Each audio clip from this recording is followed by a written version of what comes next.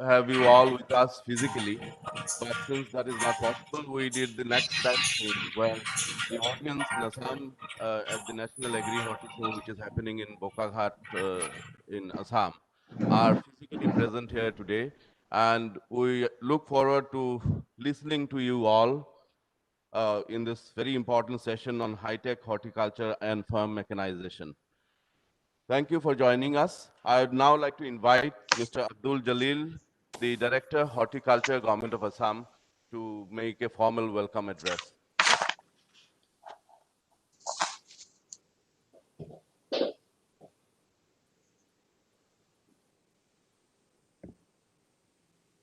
Thank you, Chakravarti, for inviting me to the opening remarks and this session. And good morning to everybody in our line from the abroad as well as in the country and in Assam also. And my friends, those who are participating in the seminar held here, they are also most welcome so that they can acquire the knowledge from the different speakers and they can go with a bunch of knowledge to implement in their fields. This seminar is high-tech horticulture and farm mechanization sector. As we know, high-tech horticulture as well as the farm mechanization are interrelated, both of them. We have so many connections regarding this high-tech agriculture like Israel, Switzerland, and so many developed countries regarding this parallel as well as vertical development of horticulture and agriculture. The recent developments and technologies for this parallel and this vertical development like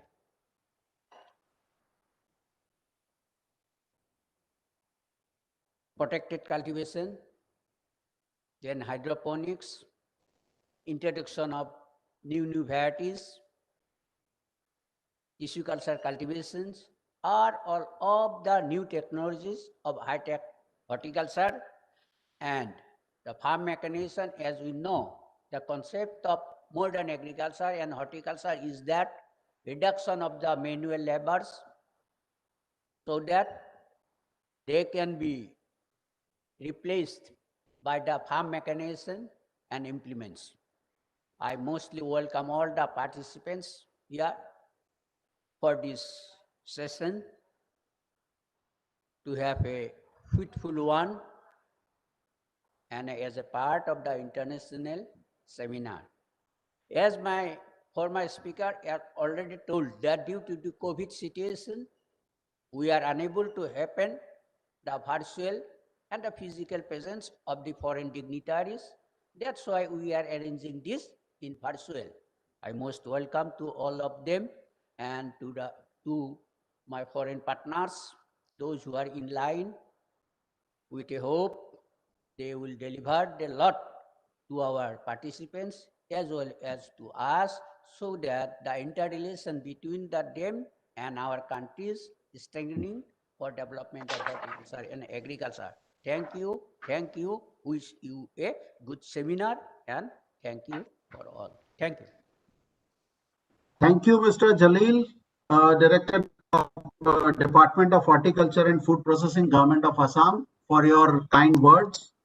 Let me now invite Mr. Dan Aloof, Counselor, Master of Agriculture, Embassy of Israel, New Delhi, for his address.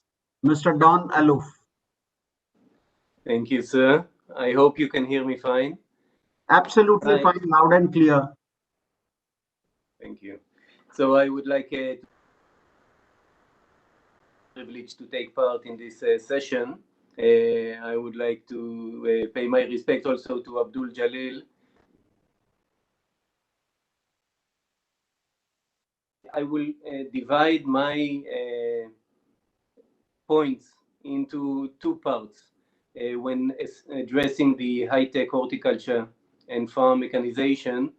One part is, for me, a more principle level on what we in Israel are seeing as innovation and how to apply it. And the second part is actually to look at what Israel and India are doing together, which is very much a hands-on partnership in agriculture and specifically in horticulture. So I will start with Israel. And in Israel, innovation of horticulture and high-tech as part of horticulture is essence of what we do. Israel starting point in terms of the climate zone and in terms of the geography of where we are cultivating and where we want to bring our production and market it required high-tech to be an integral part solution in what we are doing. Therefore, any high-tech and any technology that comes into play in our best practices cultivation must be justified and must close a gap, which is sometimes a very big gap. And now I will move from the title level to a practical level and explain what we are saying. Israel is a semi-arid to arid climate zone, and therefore water scarcity is from day one our largest challenge in terms of cultivation. And one of the most famous innovations of drip irrigation was implemented. And today, drip irrigation in Israel, also in India, to some extent is no longer considered high-tech, but it is, because it is providing very advanced and precise water to each plant in a uniform way. So every small dripper is actually a machine, and it is a result of a high-tech. Around drip irrigation, which is a pillar example of a technology in horticulture, we are bringing innovations and technologies that bring decision support, like precision agriculture. So we have satellite images that give us the evapotranspiration on real time, that gives us the variation in the field real time. And all this enables the farmer and the decision maker on the field level to take a decision when and how much to irrigate, or when and how to address any plant protection issue or any nutritional issue with his field or orchard. And in this regard, the technology is very much pushing the market and the farmers to get more and more optimal cultivation techniques. The other side of high-tech and technology is, of course, the packing houses and even the marketing, which today direct marketing is done by technology. And this is the basket of technologies that we can see. And it is going through all the value chain of horticulture in this regard. Now, when we are putting in place our partnership of India and Israel, and of Assam and Israel, Assam I visited just a couple of months ago, and we put a cornerstone for a center of excellence, which is part of our Indo-Israel agricultural project. And what we are doing is putting the demonstration farms, which are large scale, including Israeli technology for horticulture specifically, but always tailored to the local conditions. And when we are doing this, we are looking for the sustainability and to benefit the farmer. And the center we are building now in Assam, in Ketri, will be focusing on protected cultivation vegetables. And we already put in place the detailed project report, which will be the basis of the technologies that will be embedded into this farm, Center of Excellence. And we have launched this initiative, and we are very much motivated to see it grow. What I want to emphasize is that when we look at the technology, it is not a standalone. So every technology must come together with a correct infrastructure, So if we are talking about drip irrigation, we need to make sure there is an infrastructure supplying pressurized water to the field and to every field required. When we are talking about technology like climate control in greenhouses, we must see that it is built correctly and tailored to the local conditions. And this infrastructure must come hand in hand together with capacity building. When we conduct the right training and when we actually put in place the protocols, the guidelines, and the way to utilize these technologies, we actually enable this utilization of the technology. And with all of this, we must remember that not the technology and not the capacity building are the goal. The goal is that the farmer will profit. And when we talk about high tech in horticulture, we must remember that the end result and the end goal that we are aiming to achieve is a agro-business approach and oriented to see the profit. So every technology and every investment must come under the return of investment. And this is the approach Israel is pushing, and together the Indo-Israel partnership is pushing. I will just end my part by saying that what we are doing now is building the centers of excellence, which we have 29 operational centers already in India with a scope of 42, all in 23 states of India.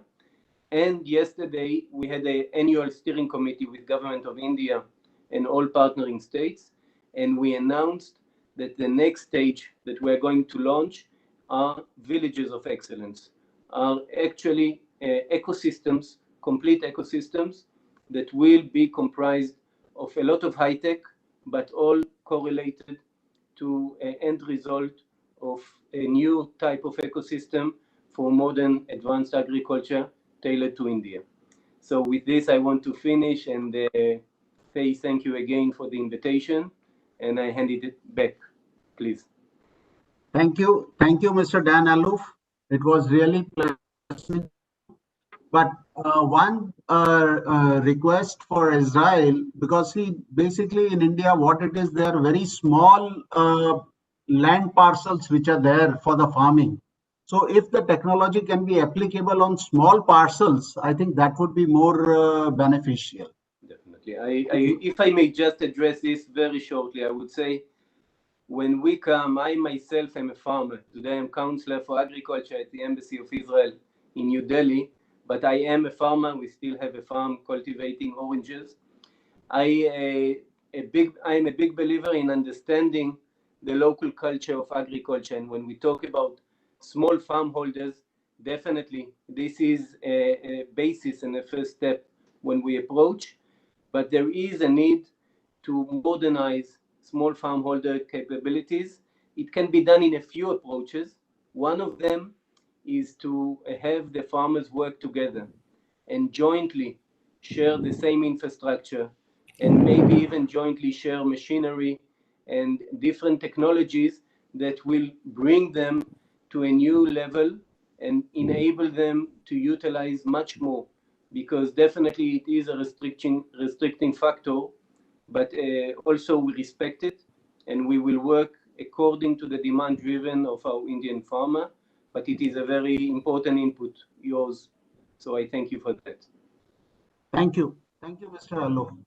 Now, request Dr. C.K. Narayanan for his address and introduction of the theme. I would request Mr. Shyam Kanu Mahanta, who is the member of FICCI Northeast Advisory Committee, for his few words.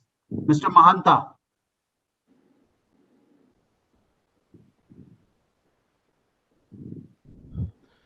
Thank you so very much. And it's a wonderful occasion for FICCI to be associated with this National Agri-Horti Show.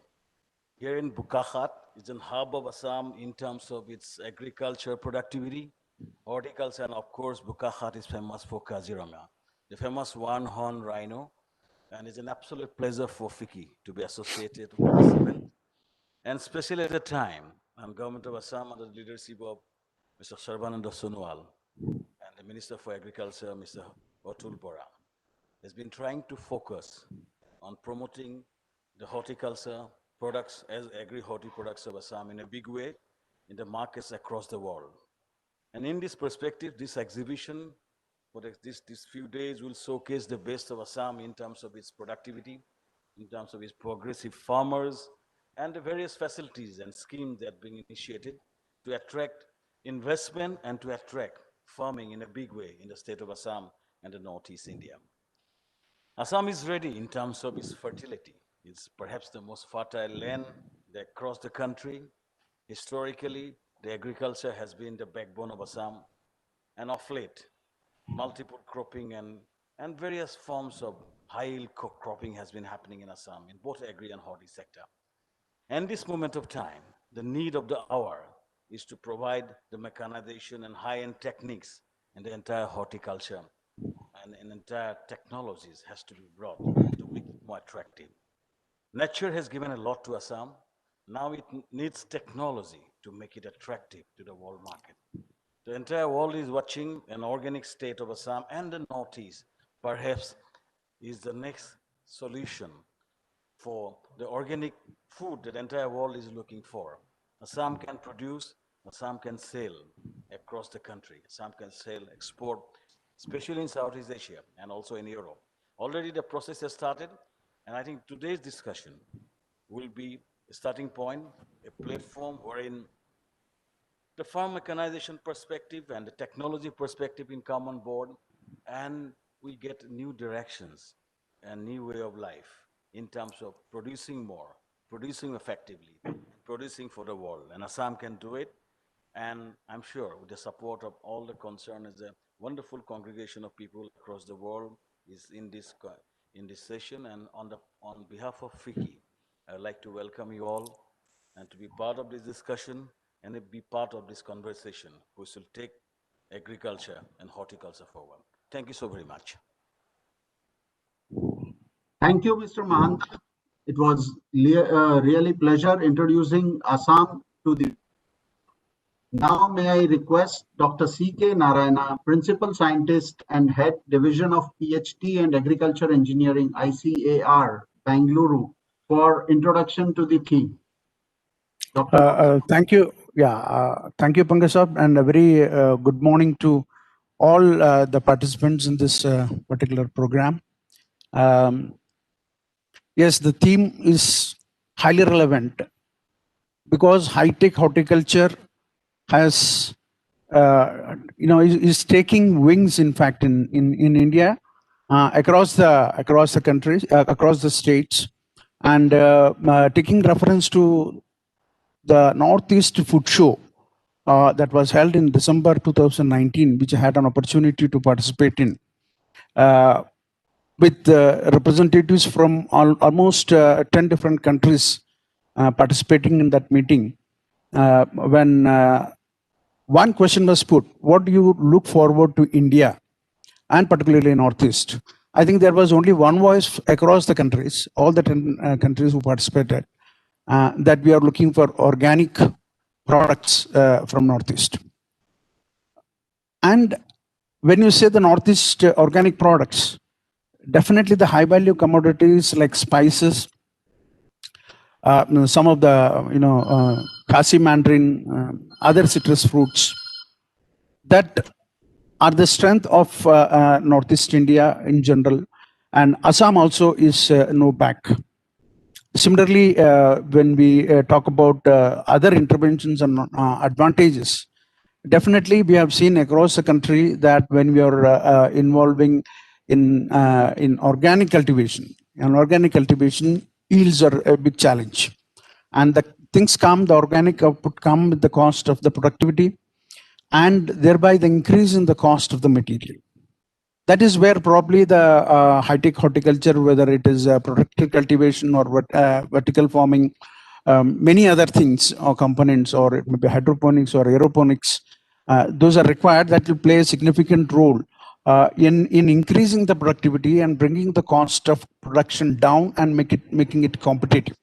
So from that point of view, definitely all these commodities, high value commodities, particularly the spices and all in Northeast in general, and Assam also in particular, though it is predominantly dominated by tea, but still it has got many other commodities to offer up to the mainstream in the nation as well as in the export basket. Then, if we have to say something about the contributions of IHR in high-tech horticulture, definitely we have to say that both in organic and inorganic farming, IHR has pioneered in developing technologies in protected cultivation of vegetables. No doubt, what Dan said is absolutely right. I also had an opportunity during 2019 to visit one of the Indo-Israelian Center of Excellence on Vegetables in Tamil Nadu near Madurai. And yes, they have shown how an excellent quality planting material, uniformity in the certified material can be made available through protected cultivation to the farmers. Again, the farmers are all who are taking advantage of that particular facility of Indo-Israelian protected cultivation system is mainly for nurseries. So providing the quality uniform planting material to the farmers for growing again on small marginal lands. As far as protected cultivation is concerned, we standardize technologies in terms of water requirement, nutrient requirement, and the post-harvest operations, particularly the harvesting, packaging, grading for almost 7 to 8 commodities, and that is grown under protected cultivation, particularly in vegetables. Vertical farming, yes, IHR is taking a lead in that. We have conducted several demonstrations. And today in Bangalore, whenever we conduct training programs or awareness programs on vertical farming, we see a lot of urban population coming to take the training, with almost 70 to 80% of them being from IT background.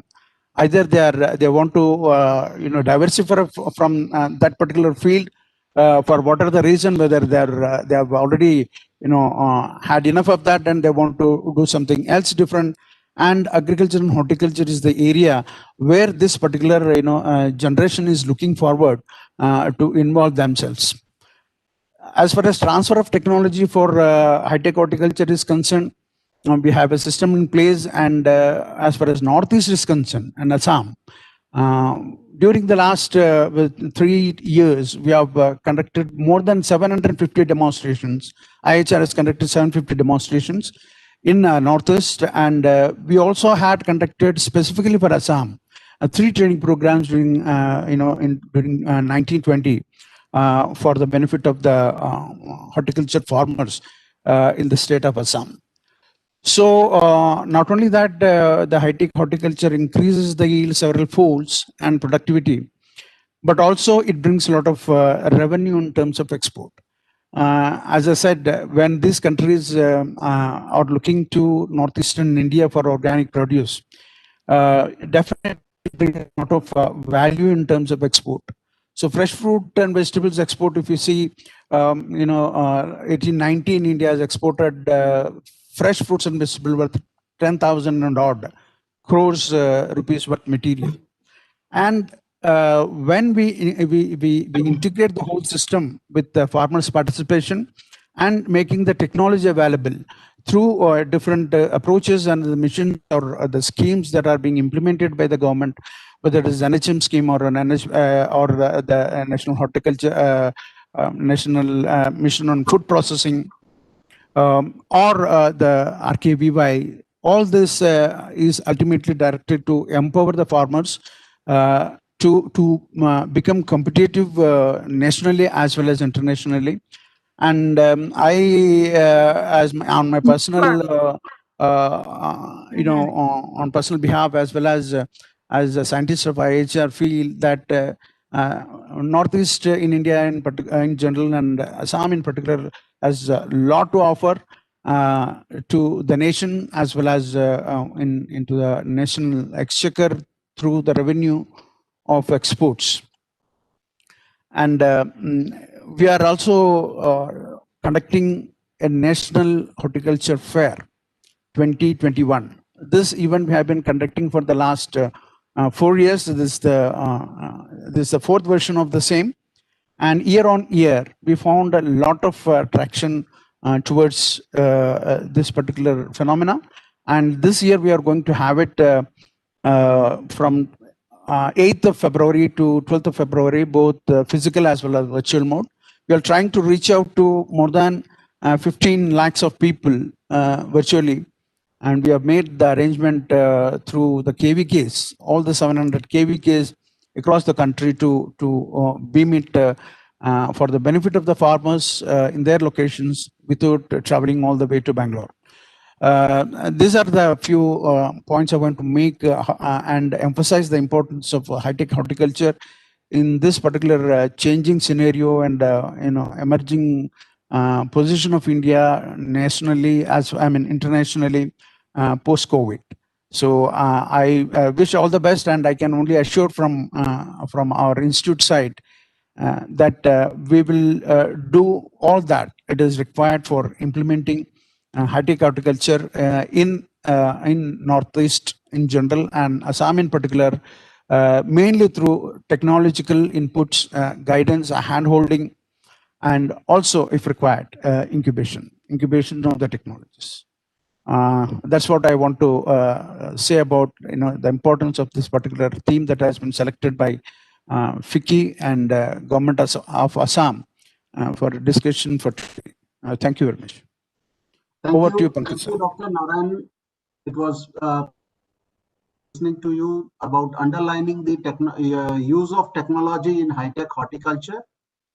Now, may I request Dr. Gopal Lal, who is the Director, National Research Spices, Rajasthan, for his address, please. Dr. Gopal Lal.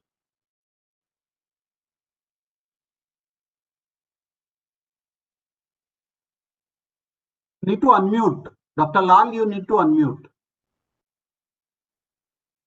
Thank you very much, Pankaj. And I would like to thank the FICCI and its organizers for inviting me in this important interaction. And I see that there are so many participants sitting in a hall also from Assam state, I think. I'm working in seed spices sector. It is not seed and spices. It is seed spices. Okay, sorry. Seed spices means cumin, coriander, fenugreek, fennel, dill seed, nigella, ajwain, celery, and caraway. On these spices, we are working as far as R&D of the nation is concerned under ICR umbrella. But before that, I would like to little bit introduce myself. I also worked in Arunachal Pradesh for 3 months in Pasighat College under CAU, and almost all the states except Nagaland. However, I have also visited Nagaland, but we have not conducted any program. We conducted the capacity building program of the NEH farmers, and we have given some demonstrations also, more than 1,000 during last 5-6 years under NEH program of the institution or the organization. So this is little bit about the experience in NEH, especially in Assam. My family members are also living in Jorat, and I visited many times the Assam state.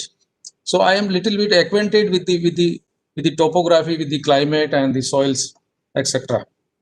As far as overview of horticulture is concerned, we all know about the Indian horticulture, but still it is my duty to discuss over here the Indian scenario about the agriculture and horticulture. In nutshell, I should say that India is the second country in rice, wheat, and first in pulses production, then third in rapeseed and mustard production, second in groundnut, of course, second in fruits and vegetables, after China and Brazil respectively. And sugarcane, we are second, and milk production, India is leading the planet. This is about the Indian agriculture scenario, and you see we are producing more than 295 million tons as far as 1920 estimates are concerned of food grain, But from last 5 years or more, the production of horticulture has surpassed the production of food grain. And this year's estimates are touching 320 million. 1 million equal to 10 lakhs. We know that. And this is very good scenario that our nation is making progress. And nowadays we are exporting lot of the things. People normally saying that before green revolution era, the India was importing lot of food grain and the other commodity from other countries, especially US and the other developed countries. But now we are exporting about 15 to 20. As far as spices are concerned, India is exporting 10-11%. And as far as seed spices are concerned, we are exporting more than 16% of the total production of the country. So this is about our production and the position of the country. Our net sown area is 140 million hectares. We know that. And gross sown area is 198 million hectares. The net irrigated area of the country is 68 million hectares. And gross irrigated area is 97 million hectares. And the land under high yielding varieties, this is very important thing, is about 70 million hectares. And fertilizer use is very less. However, we are debating for the use of chemicals and the other fertilizers, etc. And any reason, the focus of the government is to convert into organic states. Sikkim already converted. Likewise, Arunachal Pradesh is also on the line. So this is about little bit. You see, in fruits, we are producing 100 million tons as far as 1920 is concerned, from the area of 6.7 million hectares. And vegetables about 200 million tons. Exactly, it is 190 million ton from the area of 10 million hectares. So productivity is little bit increasing. However, we have to compete the other nations also as far as fruits and vegetable productivity is concerned. But yes, our farmers are very hardworking people, and we are making progress day by day. Similarly, flowers, 3 million tons we are producing from only 1.2 lakh hectares area, and 16 million tons of the plantation crops from only 1.6 million hectares. And spices, because I am the person who is having the responsibility of the spices, especially the seed spices in the country. The spices are cultivating only in 4 million hectares area, out of which it is 17 lakh, 1.7 million hectares, you can say, in seed spices, and we are producing about 10 million tons. So that in spice sector also, our productivity is a little bit increasing. As far as seed spices are concerned, our productivity is increased by 100% during last 15-20 years. And area also increased little bit because seed spices are low input loving crops and high value crops. Our export is increasing day by day. These are very healthy crops also. But especially production, we could increase by 3 times during last 15 years or so, 2005-6, if we can compare. But export tremendously 8 times during last 10-12 years. If we compare the data of 2009-10, the export of seed spices increased by 7-8 times, not percent, it is times. And India is earning more than 4,200 crores of rupees from the overseas. And you see, the most important country is USA, China, importing countries, even Bangladesh, and Gulf countries. But it is very surprising this year. You could have read in the newspapers and the others, 185 countries we are exporting these spices, including seed spices. Earlier it was 115 or so, but due to pandemic problem, COVID problem, because of the health problems, because these commodities are the health promoting commodities and immunity increasing commodities. So people increase the imports from India. You see why we are producing the number of crops under horticulture scenario. If we talk about the horticulture scenario, we are producing n number of crops because of the different type of climate, different type of soil in the country, and different type of holdings. Dr. Pankaj was speaking about the small holdings in NEH area, but you see in Rajasthan, we are having the maximum holdings. So this variation is there from 0.1 hectare to 100 hectare, 50 hectare. Lakhs of farmers you can have in Rajasthan who are having more than 10 hectares of holdings. So this is vast, and then you see the organic carbon content in the Indian soils is varying from 0.1% to 6-7%.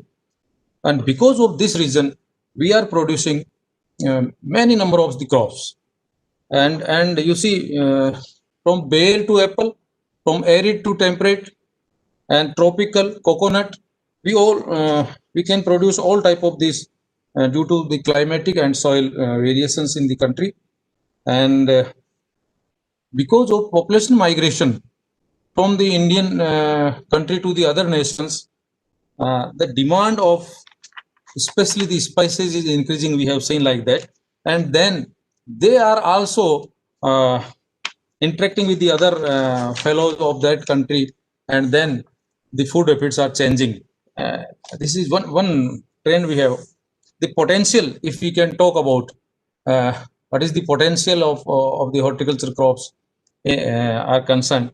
The population overseas demand is increasing. Great potential is there, and especially in the horticulture crops in the country and the overseas. Then the export, no doubt, export of these commodities are increasing day by day, and health and nutritional security by these crops, by consumption of these commodities, we can improve our health, our nutritional conditions. Then the economic also. These crops are providing economic security to the growers and the other stakeholders because of the high value. And if we talk about the spices like saffron, you can imagine the rate. It is more than 1.5 lakh rupees a kg, and due to high value of this commodity, and high scope, very high scope for value chain development. If we can connect the farmer to the consumer through a good value chain, then the grower can have good price or the income, and the consumer can have the quality produce. Post harvest and value addition, and Dr. Narayan was also talking about. Lot of scope is there, and the potential is there in post harvest management, value addition. Very less. India is only near about 5-6% we are converting into the post harvest products. So lot of scope is there. Then the capacity of the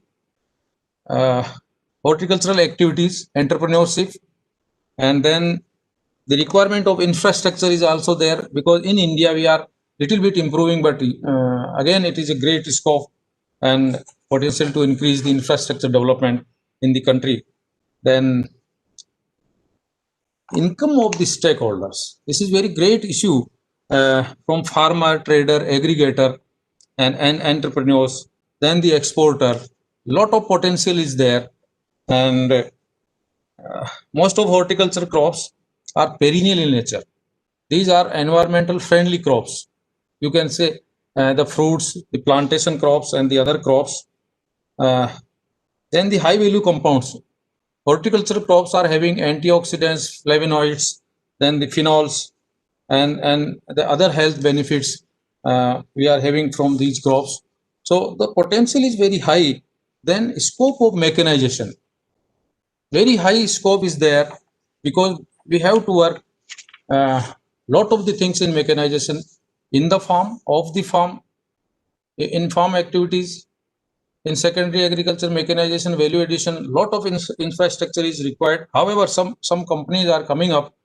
I will name some companies also later on. And how Dr. Gopal, 1 minute, please. Only 1 more minute. At Yes, least you give 3 minutes to me. Then how we can achieve these things? I will summarize in 1 or 2 minutes. Awareness. Then the high yielding resistant varieties, high tech horticulture with the technology, as we have discussed earlier also. The MIS fertigation, then the vertical farming, greenhouses, then the human resource development, the top class human resource development is also required. Then secondary agriculture, a lot of work is to be done in secondary agriculture. Policy infrastructure from the government side. We have to have a positive the policy and the allocations in the R&D of the horticulture. Then the processing and value addition, oils, essential oils, total oils, ethers, oleoresins, these things are very important, high value. We have to do, we have to develop, and we have to give the technology to the farmers.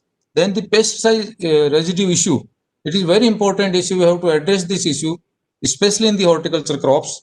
Then organic farming, natural farming, integrated farming system, we have to go by these things so that we can give a very quality produce to the consumers. Especially consumer is very important for the farmer and the nation also. And the optimum use of resources, greenhouse, protected cultivation, shade net cultivation, very low this one technology, low very low income having this one expenditure technology, and this should be used in this one in vertical farming in urban and peri-urban areas. Then the diversification of the conventional agriculture in NEH states including Assam, even a lot of conventional farming of rice and the other things are there. We have to convert through the agriculture horticulture crops so that one can have good income or the good quality produce. You see, we have conducted some training programs in Assam, your Anjau, KVK, Tinsukia, Kakrajhar, then Kahikuchi, CPCRI station is there. We have conducted 2-3 programs in Kahikuchi, and we conducted, as I told earlier, more than 1,000 demonstrations to different farmers in the NEH states. Except Nagaland, we have conducted in Arunachal Pradesh, Meghalaya, Manipur, Mizoram, and your Sikkim, Agartala, everywhere we have conducted more than one program in each and every state. And in future also we are with the farmers and the people like you. So thank you very much for inviting me on this platform and listening patiently with patience. Thank you. Thank you, Dr. Now may I request Dr. Ian Barker, Program Director, Global Potato Agri-Food System, International Potato Center, Lima, Peru, for his address, please, on innovations in potato farming. Thank you. Government of Assam, ICR, FICCI, colleagues and guests, thank you very much for this invitation to speak to you today. As you say, I'm Ian Barker. I'm the Global Director of the Potato Program of the International Potato Center, and I send greetings from Switzerland, where I'm sat at the moment. If I can try and share some.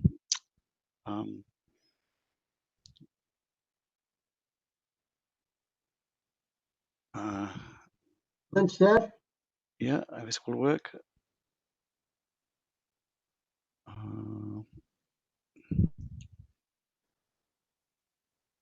Does this work?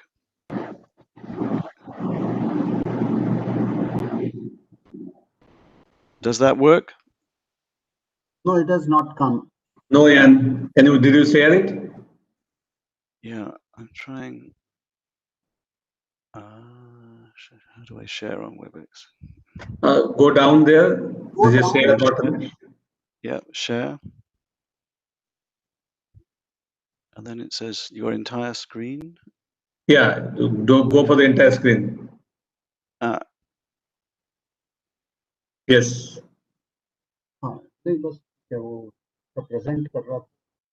Yes. Now you go to the slideshow. Yes. Correct. Got it. Thank you. Thank you for your help.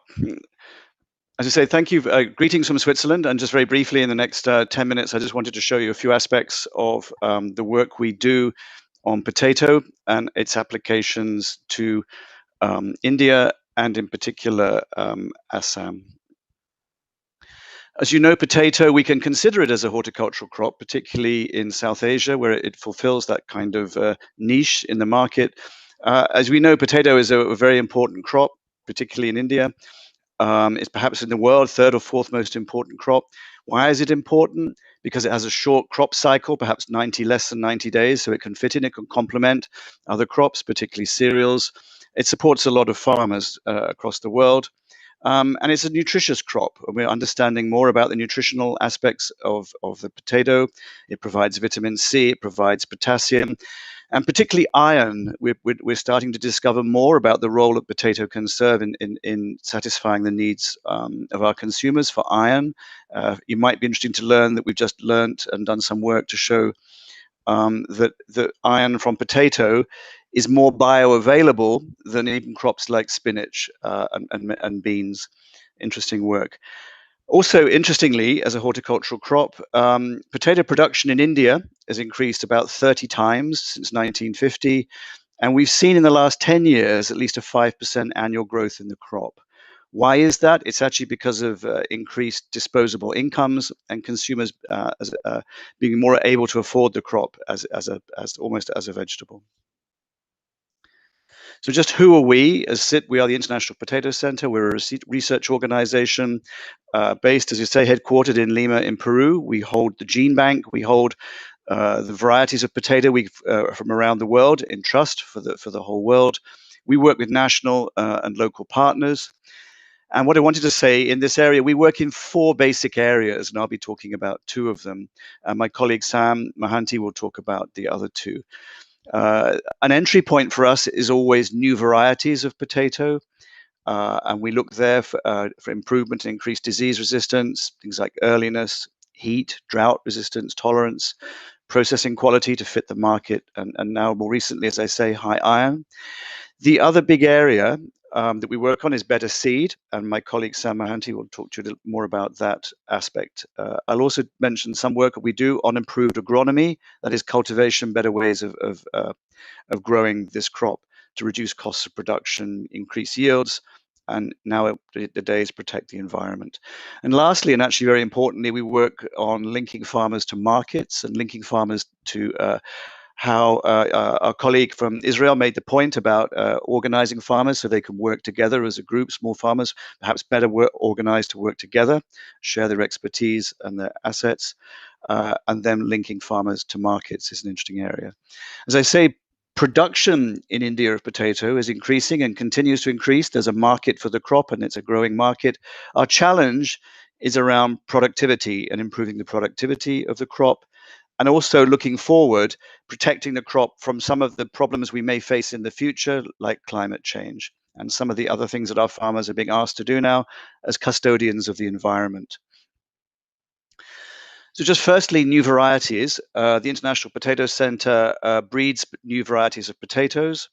We have a global potato breeding program, and we make those varieties available to growers in countries around the world through our partnerships with national and local partners. You can see on this slide there on the left some of the new varieties of potato that we've recently introduced into India, and some of the new varieties that we're testing currently in India. The white skin variety on the right of that left slide is Kufri Lima. That's a variety which shows heat tolerance, for example. On the right side, you can see a photograph there of some recent crosses that we've been making, and you can see some beautiful new varieties, both white-skinned and red-skinned varieties that we're looking at the moment and that we will be making available to farmers in India in the next few years. And as I say, the targets for our breeding, well, of course, yield is always a target. As I say, productivity is probably still our biggest challenge.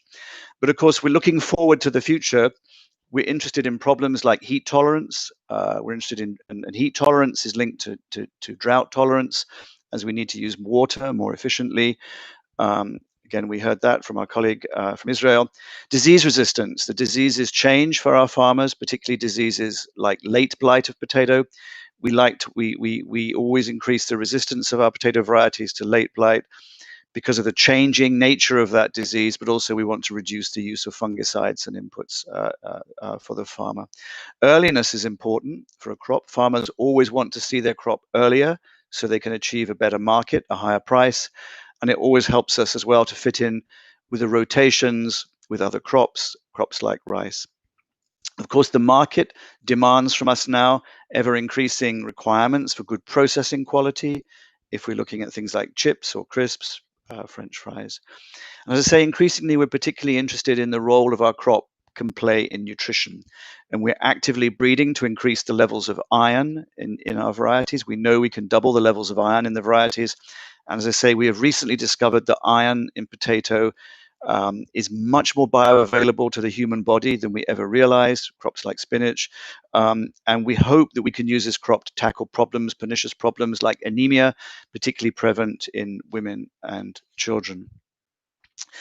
We also innovate in partnerships, so not just in technology, but in partnerships as well. An example is we work now in public-private partnerships. So we've now started breeding also with private partners, and the logo on the bottom right-hand side is a Dutch company called HAPC, and we've started innovative breeding programs, for example, with that company. You might be interested to learn their partner in India is Mahindra. We have been producing new tropically adapted varieties of potato. Interestingly, where we have the mother is a SIP variety and the father is a Dutch variety from the Netherlands. And our side, the mother brings disease resistance and tolerance to stresses and tropical adaptation. And the father is bringing processing quality to address these new emerging markets that we hope that we can link our farmers to in the future. We mentioned drought tolerance. Here's some examples, high-tech horticulture. Now you can see on the right-hand side varieties which are adapted to drought, and on the left-hand side varieties less adapted to drought. We now use the bottom pictures are examples of screening those materials using drones and other high-tech approaches as we go forward. And it is certainly possible. We have potato varieties which are heat tolerant and drought tolerant, which can either be grown in new areas, perhaps lower down the hill if you like, or certainly we hope can provide resilience in the future as the climate changes.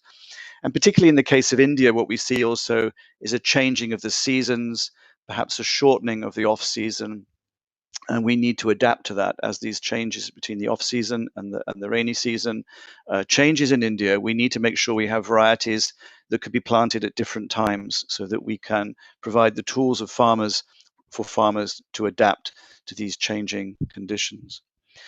And just lastly, I wanted to talk a bit about improved production and cultivation. One new technology which I thought the audience might be interested in is the use of rice straw as a mulch for potato production under what we call zero-till agriculture. And there's some farmers there of work in Assam, where you see instead of cultivating the ground to plant potatoes, we know that takes a lot of time, a lot of labor and machinery, you can actually plant potato seed in shallow furrows, you can see on the left-hand side there.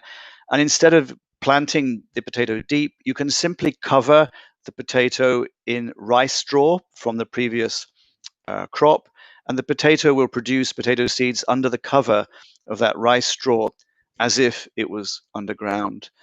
The advantage here is that we can reduce cultivation costs, we can save time. We have that narrow window between rice crops.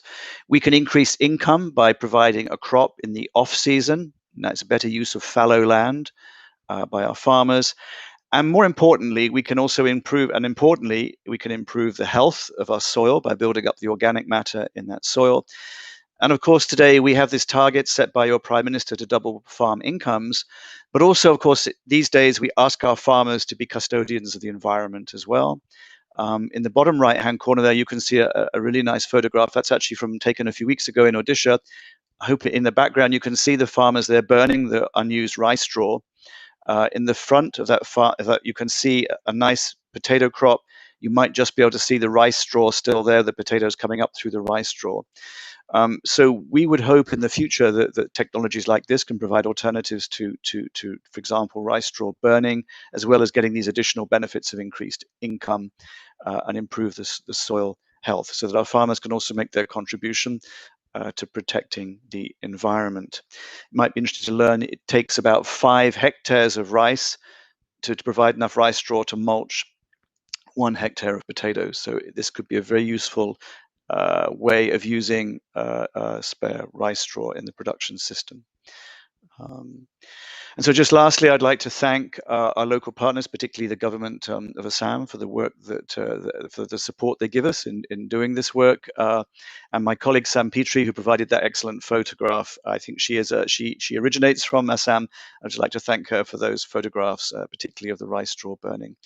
My last trip before this was all closed down because of the virus, the COVID, was actually to Assam in February, and I much look forward to a chance to revisit Assam in the near future.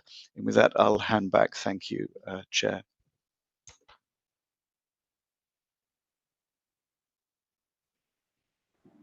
Thank you, Dr. Barker. Stop sharing. Thank you. And now may I request Mr. Samrendu Mohanty, Asia Regional Director, International Potato Center, CIP Asia Regional Office, Philippines, for address on innovations in potato seed systems. Because what we understand, potato is a very important horticulture crop, and it will also help the clarion call given by our Honorable Prime Minister of doubling farmer income, because horticulture is one of the best for doubling the farm income. Thank you. Good morning. Thank you for the introduction. And Ian, can you please stop sharing your screen so that I can share? I thought I'd stop. You stopped? I stopped. Okay. Let me see whether I can. Yeah, you can share. Can you see my screen now? Absolutely. Okay. Thank you. Thank you very much for the invitation to speak on this platform there. And good morning to everybody. Already Ian, Dr. Barker talked about SIP and what SIP does. So I don't need to spend time on that. I'm going to talk specifically on the seed systems. When I speak about the seed systems, it's not what needs to be done and what should be done in theory. What I'll be talking about, what we are doing on the ground, to change the potato seed system in India there. Let me go to the. I cannot. Okay, here it is.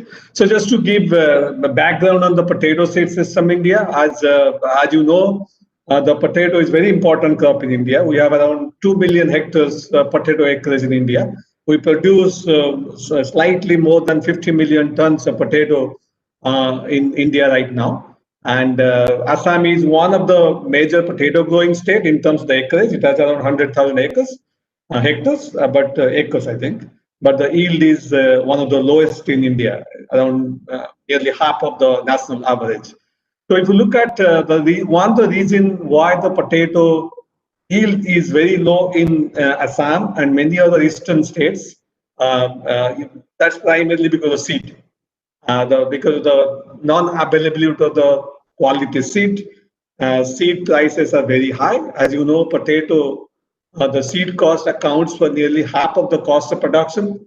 If you are following the seed market, potato market last 2-3 months, this Rabi season, the potato crop on the ground right now, the seed prices went up as much as 80 to 100 rupees per kilograms. So you remember that you need around more than a ton of seed per acre. So that means farmer had to spend 60 to 80,000 rupees, up to 1 lakh rupees per acre. So that means per hectare you need around 2.5 lakhs costs, your seed cost is. That is definitely not a normal price, but many years seed prices goes off the roof because of the shortage in the production side there. So that's part of the reason why the seed replacement rate in India is very low. It's around 10% right now.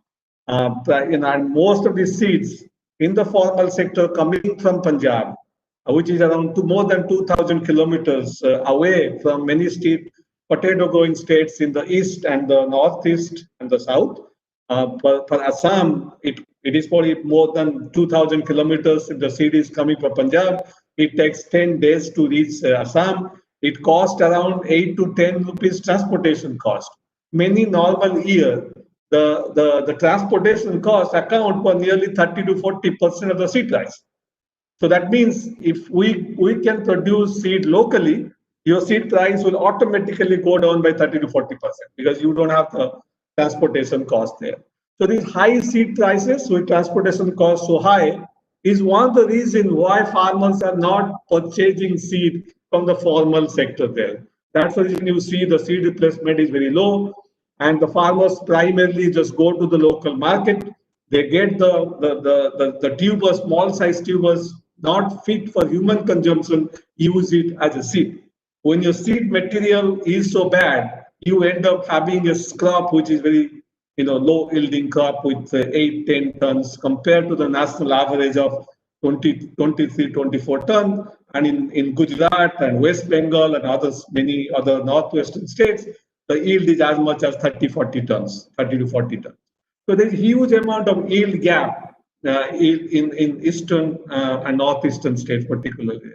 So ideally, if we want to increase production, which in India we would like to do because the consumptions in per capita consumption in India is on the rise because of diversification's rise in income and the population growth. So you will need another 30 to 40 million tons in next 20 years in India there. And we don't have any acreage. I think you already heard, we don't have any acreage. So most of this production growth will have to come from the yield growth there.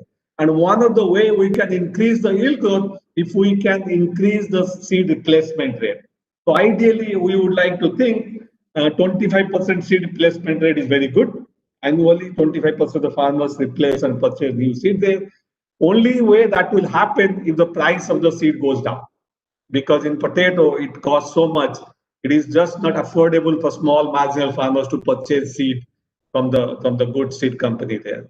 So if we have a low seed prices, good quality seed of desired variety available in the locally and also timely availability. If you're buying seed from Punjab, it takes 10 days. So it affects the quality. You lose 10% due to rotting on the way there. So those things can be avoided. If we can do that, then the replacement rate can increase to 25% without any doubt there. So what we need to do is that we need to have a low cost seed production technology because right now the seed production technology, aeroponics, which is a very capital intensive technology, you need a minimum investment of 6 to 10 crores to set up aeroponics. So that's the reason it's kind of limited to Punjab area, the whole seed production technology. It has not come to the east and the northeast there. So what we need is a very low cost technology and it can be led by the farmers so that the farmers, just like any other crops, can produce its own potato seed and save it so that they don't have to go to the market then. So what we did, we have seen one of these technologies, apical rooted cuttings. Myself, when I was in Vietnam, and one of my colleagues from Assam, Sampriti, who is actually in the audience from Assam, we both saw this technology in Vietnam. They're very impressed, but unfortunately, we are economists. But then we have our SIP colleagues in Africa who are already scaling up this particular technology in Africa. And we introduced this technology in India there in the last couple of years. I'll show you some of the performance and what can be done in Assam. We have already introduced apical rooted cutting in Assam. I'll tell you some of these things. Just to tell you the difference between the aeroponics, which is very high-tech, capital intensive versus apical rooted cutting, which is a low cost, not very low tech, very easily understood, very easily can be trained, and can be farmers led there. They both start with the tissue culture planting material. So both have the purity is 100% there in terms of starting material there. On the top, you see the aeroponics goes into a aeroponics facility there. This is where most of the investment goes into producing seed without soil. So you can see in the second one where the mini tubers are grown without the soil there, with the nutrients sprayed on that. So it's very high tech there. Then you end up having this mini tuber on the right. Now the bottom one, you see the tissue culture plantlet, same material goes into a poly house, which is a very low cost, low technology there. Then you multiply the mother plants and you grow those cuttings either in the net house or in the open field. So it's not a very expensive exercise there. So if you give the cuttings to the farmers, they can either grow it in the open field or in the net house, then you end up equivalent of the mini tubers. I don't call it mini tubers because this is not, you get different sizes, but it is very equivalent to mini tubers in terms of that. Then you multiply this first generation mini tubers to several rounds, particularly in aeroponics, to be economically viable. Because aeroponics, the capital is so high, it is so expensive that you need to multiply 5-6 rounds to be economically viable and sell it to the farmers. But if you look at aeroponics, you can just multiply it one round and sell the second round to the farmers, second generation. Still, you're economically viable there. So that's reason the gestation period is very low, very small in the apical rooted cutting versus aeroponics. Aeroponics, you start it, you need 5 to 7 years before you start getting revenue. But in apical rooted cutting, you start from the year one in terms of getting your returns there. So this is kind of a comparison between aeroponics and apical rooted cuttings. Capital requirement very high in aeroponics, very minimal in the apical rooted cutting. Technology-wise, aeroponics is highly complicated, and ANC is very simple. Suitabilities for the aeroponics is for large holders with a lot of capital there, and the apical rooted cuttings is small holders, and the small farmers can take up the seed production there. Let me go to the next slides. Just to quickly go through some of the process, we are doing it in apical rooted cutting. You start, as I said, with the tissue culture plantlets. You multiply those things in the tissue culture lab. There you can see some of the pictures from our tissue culture laboratory in Karnataka right now. Then you transfer those plantlets into mother bed in a poly house there. Once the mother bed start growing, you start doing the node cutting there, and you replant those things in the poly house there. You can see the cuttings. So you can see the cuttings there, and you see the nodes which are replanted and rerooted again. So then these cuttings, the multiplication very fast. Every 10 to 12 days, you start cutting those mother plants and subsequent plants there. So if you have a window of 100 days, you can have a cuttings from one mother plant, you can have a 256 rooted cuttings there. So the process is very long. Only thing is you have to have that window in your region, which is environmentally, climatically suitable to continue this cutting there. In Assam, Odisha, the window is very short. We may not go for this 100 days we have. We probably have 20, 30, 40 days there. We may end up in getting 2 to 3 cuttings, but it is still economically viable to do it. It's all economics. So you can see some of these cuttings are planted in the trees, in the trays there. Once it is rooted, then they cannot transport to the field. You can see on the right side, some of the rooted cuttings, those are the ones transport to the field, either on the net house or in the open field there. So these examples of the pictures you see there in Haryana, one of our places where we have introduced this particular technology. Again, some additional picture, you can just see how simple this particular technology is there and how quickly, and these cuttings can be transported long distance.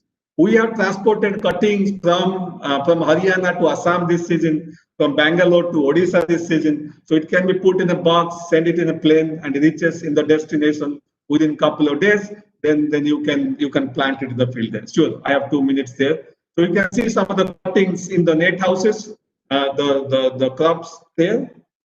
The picture you see here, this is the harvest from a cutting in Assam, Morigaon. Last season in Morigaon, Assam, in the KVK, we had a small net house. We kind of piloted. We brought in around, I think, 10,000 cuttings.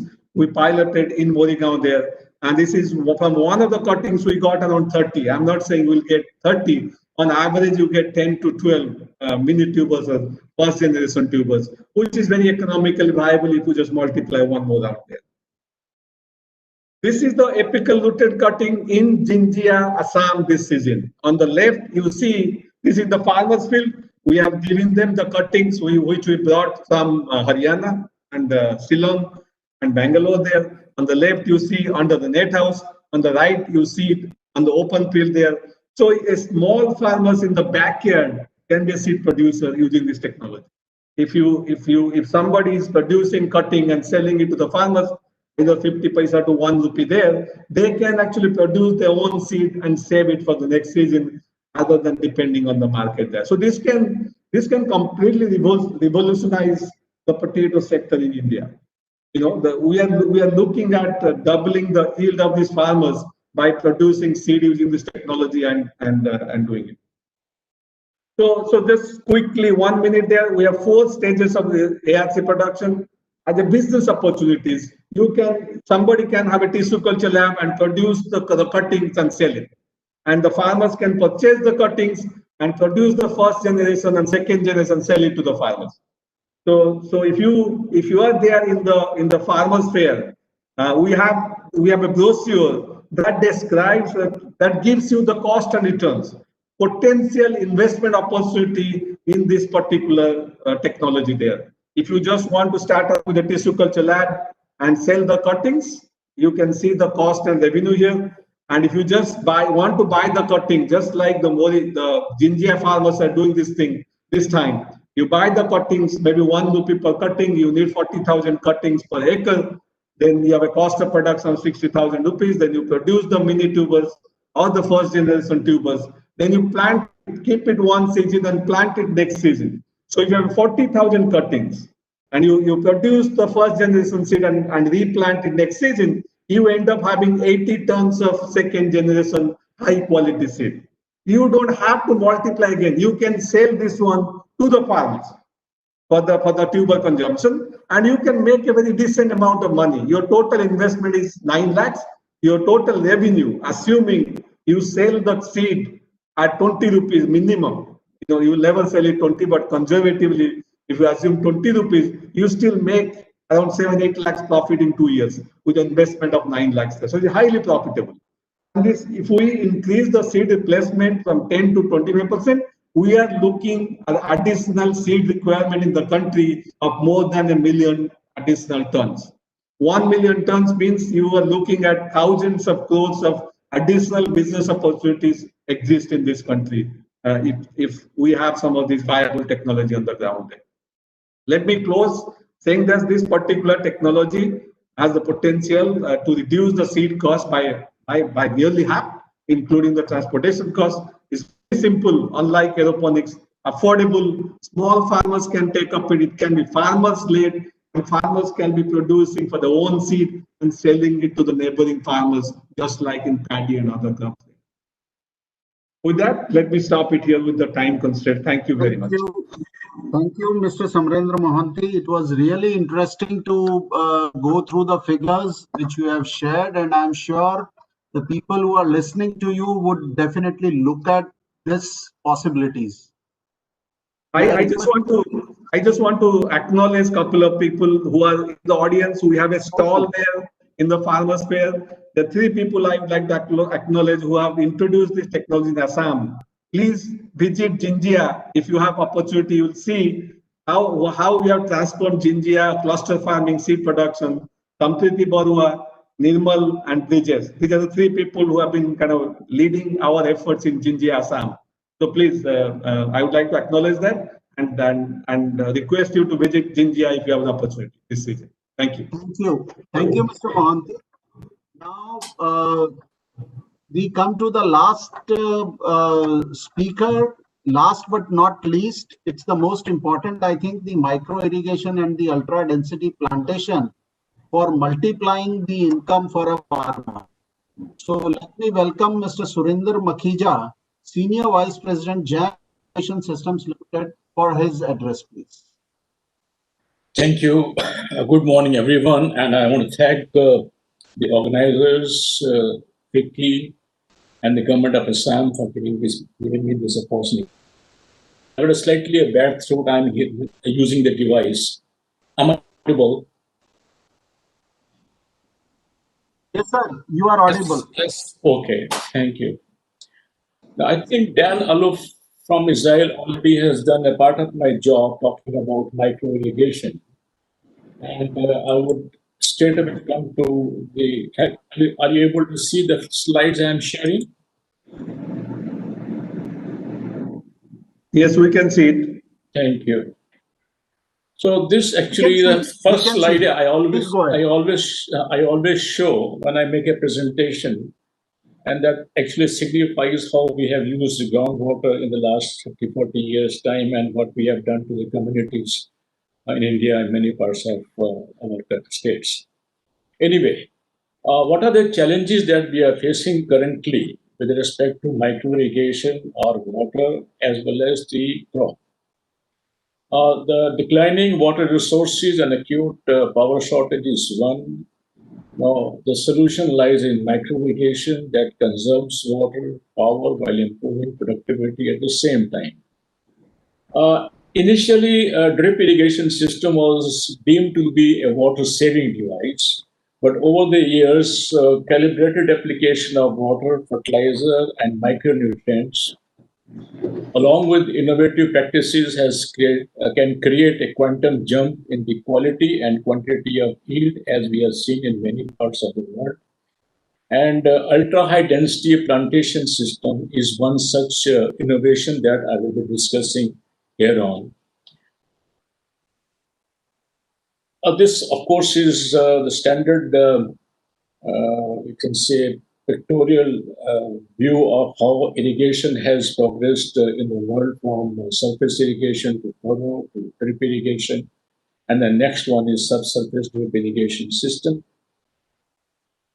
But as I mentioned earlier, the major thrust came from a combination of drip fertigation, that is application of a calibrated application of water, plant nutrients and fertilizers. And this by itself has emerged as a science. And this has caused tremendous amount of, disruption in the yield and quality of crops. Now, what are the challenges we are facing and what are the solutions that we have currently? Someone mentioned about small farmers. Yes, that is the biggest challenge, and what all we do at Jan Irrigation primarily is focused to delivering solutions to small Indian farmers and to see that their incomes are multiplied. So our approach is highly focused and with a singular objective of providing results to small Indian farmers. And what all we are doing is addressing various crops, not merely a broad brush all across the agricultural practices or crops. So we started with onions and Jan onion story, of course, is a very famous story. But thereafter we started with the banana.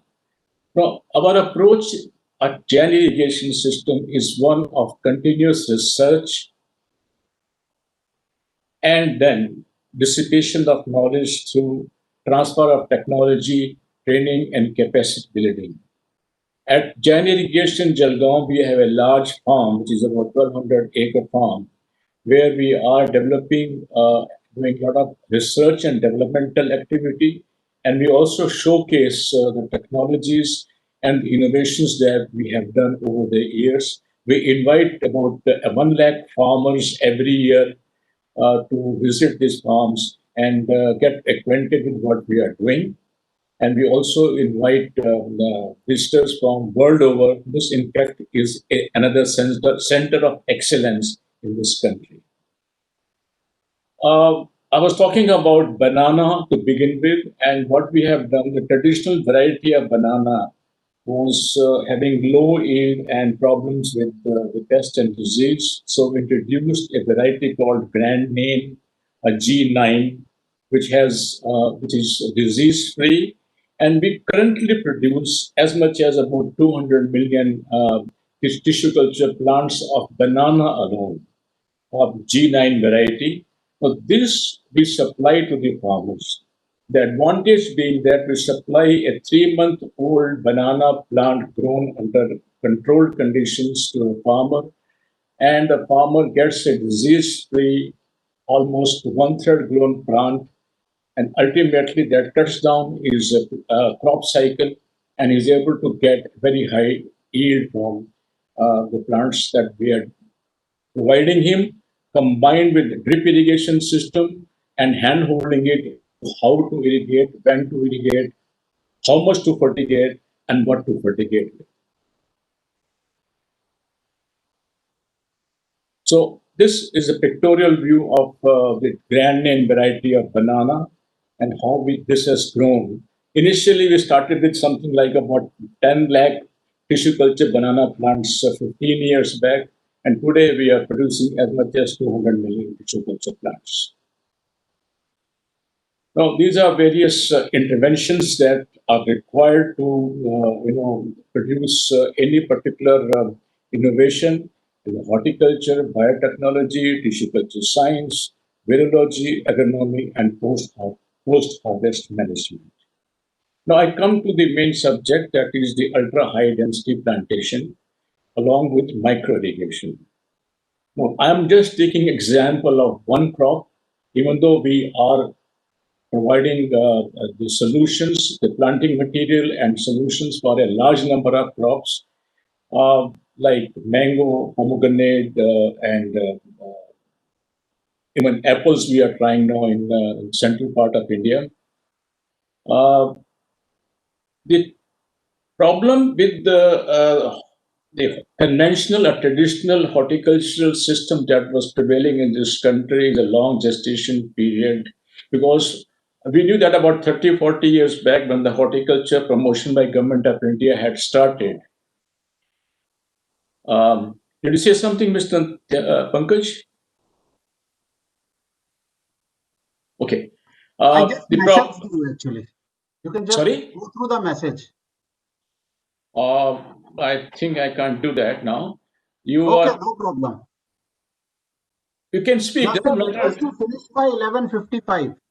Well, time I'll rush through my slides. Okay, then what all we are doing is that a traditional agriculture, the horticultural system, the gestation period between planting a crop and the maturity when the tree starts fruiting is very, very long, and the farmer keeps on investing into that horticultural enterprise till he starts getting the return. But in case of ultra high density plantation with proper canopy management and improved agronomy, this period is cut short. Not only this period is cut short, the fruiting starts in about 3 years' time. It's a regular bearing, very high kind of and stable yield from third to fourth year time onwards. So instead of wasting time further on the other things, I just want to come down straight to this ultra high density plantation system. Now, this any ultra high density plantation system or medium high density plantation system, or even the horticulture now in India, cannot be done without using proper drip irrigation system along with fertigation. So particularly in case of medium density plantations and ultra high density plantation, it goes side by side with the tissue culture plants, crop science, micro irrigation, and a certain amount of protocols which the company has evolved, and we deliver a complete package to the farmers. Now, this slide gives you the various options for ultra high density plantations, and we find that compared to about 50 plants per acre in the traditional system, the 500 plants per acre is highly recommended. Now, this actually gives you an indication of what are the advantages, comparative advantages of traditional, medium, and ultra high density plantations.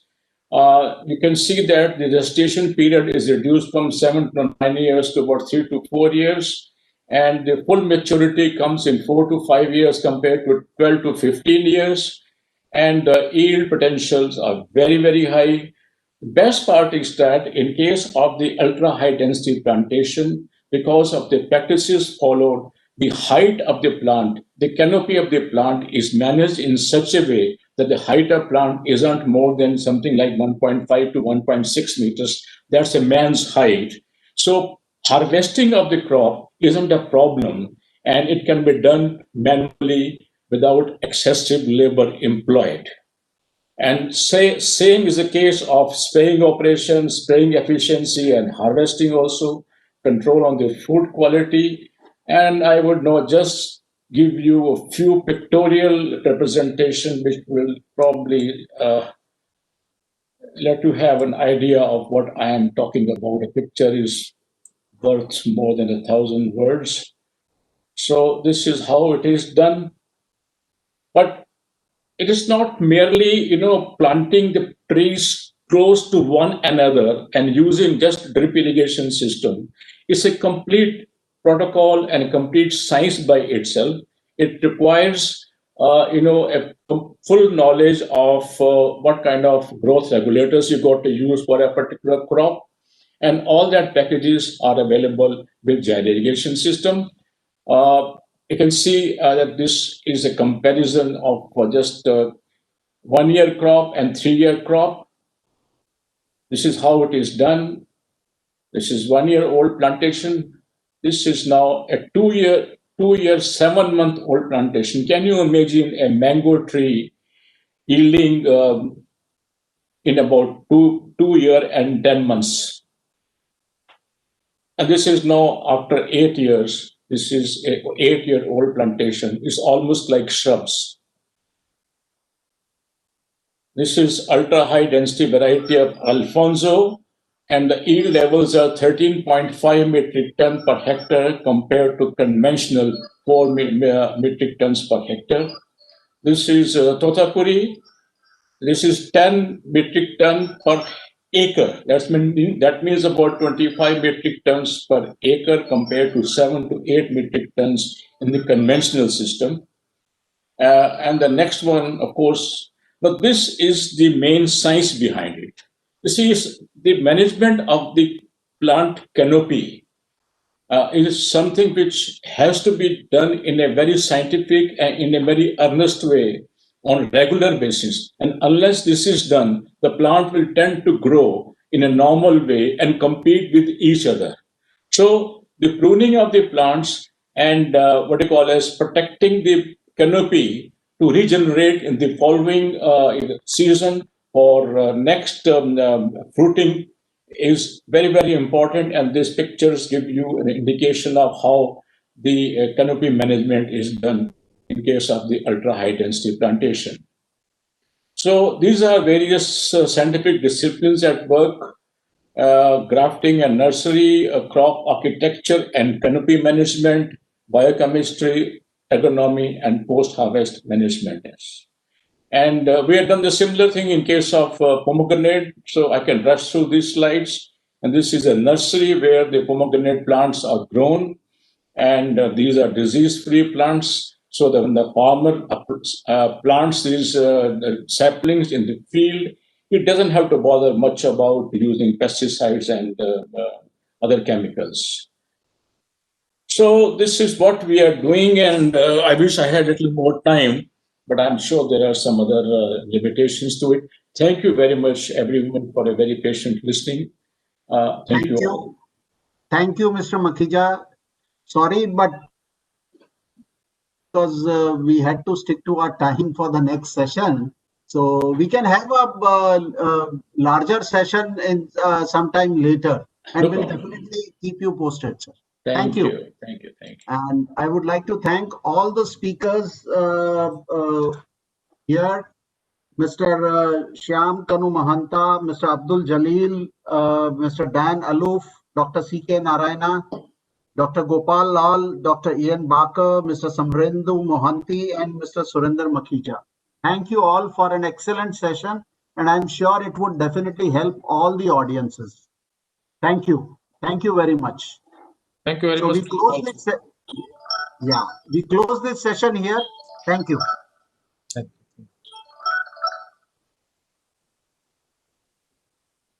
8 minutes. 8 minutes. Just hold on.